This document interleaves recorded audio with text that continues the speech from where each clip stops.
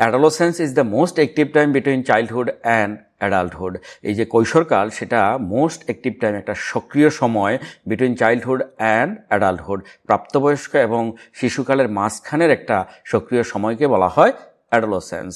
It usually begins at the age of 13। এটা সাধারণত শুরু হয় 13 বছর বয়সে অ্যান্ড অ্যারাউন্ড 19 বছর বয়সের দিকে শেষ হয়। ইন দিস পিরিয়ড, এই সময়কালে টিনেজার্স কিশোররা গ্রো ফাস্ট, তারা দ্রুত বড় হয়, and many physical and mental changes happen. অনেক শারীরিক এবং মানসিক পরিবর্তন ঘটে। They become more emotional and curious.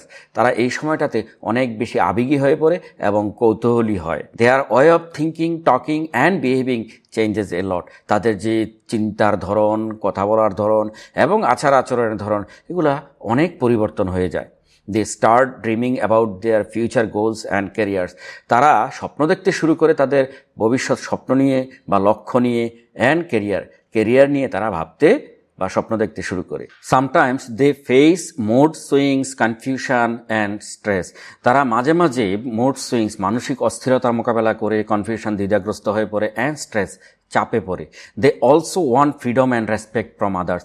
তারা ওই সময় অন্যদের কাছ থেকে স্বাধীনতা চায় এবং সম্মানও তারা প্রত্যাশা করে। Parents and teacher should be kind and patient with them. বাবা মা এবং শিক্ষকরা তাদের প্রতি দয়ালু এবং ধৈর্যশীল হওয়া উচিত।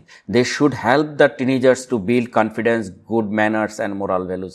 তাদের উচিত এই যে কিশোরদেরকে সহযোগিতা করা, তাদের আত্মবিশ্বাস, কনফিডেন্স, আত্মবিশ্বাস তৈরির ক্ষেত্রে, গুড ম্যানার্স, ভালো আচার আচরণ শেখার ক্ষেত্রে, অ্যান্ড মোরাল ভ্যালুজ, নৈতিক মূল্যবোধ শেখার ক্ষেত্রে সহযোগিতা করা উচিত।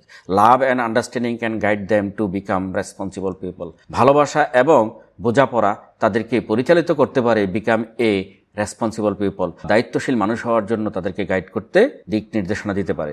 If they get proper care and education, যদি তারা যথাযথ যত্ন এবং শিক্ষা পায়, they can make their life successful. তারা তাদের জীবনটাকে সফল করতে পারে। বাট কিন্তু if they fall into bad habits, যদি তারা খারাপ অভ্যাসের মধ্যে জড়িয়ে পড়ে, their future may be dark, তাদের ভবিষ্যৎ হয়তো অন্ধকার হয়ে যাবে।